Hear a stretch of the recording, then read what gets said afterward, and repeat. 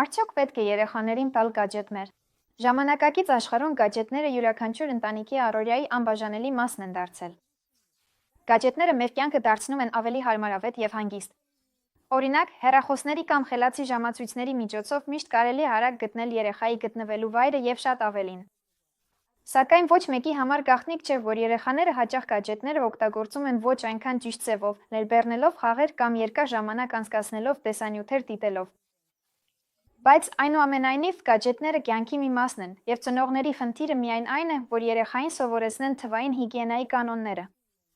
Դրա համար հստակ սահմանեք գադջետի օգտագործման կանոնները, օրական որքան ժամանակ կարելի է օգտագործել, ինչ սահմանափակումներ կամ բովանդակության դիտման համար։ Եվ հետևեք այդ կանոններին։ Իհարկե, ամեն ինչ միշտ հարթ չի անցնի։ Երբեմն ձեր երեխան կարող է զայրույթի նոպա ունենալ, երբ դուք նրան զրկում եք իր սիրելի տեսանյութերը դիտելու լրացուցիչ ժամանակից, բայց կանոնները կանոններ են։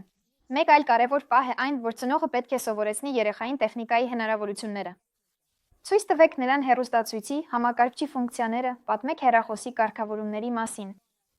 Մանավանդ երեխաներին հետաքրքիր է իմանալ, թե ինչպես է ինչ-որ բան աշխատում։ Օրինակ, ինչու է հեռուստացույցը պատկեր եւ ձայն տալիս։ Եթե ինչ-որ բան չգիտեք, կարող եք նախապես դիտել ուսուցողական տեսանյութեր եւ պատմել երեխային, կամ էլ միասին դիտել հետաքրքիր բովանդակություն, օրինակ Գալիլեո հին թողարկումները։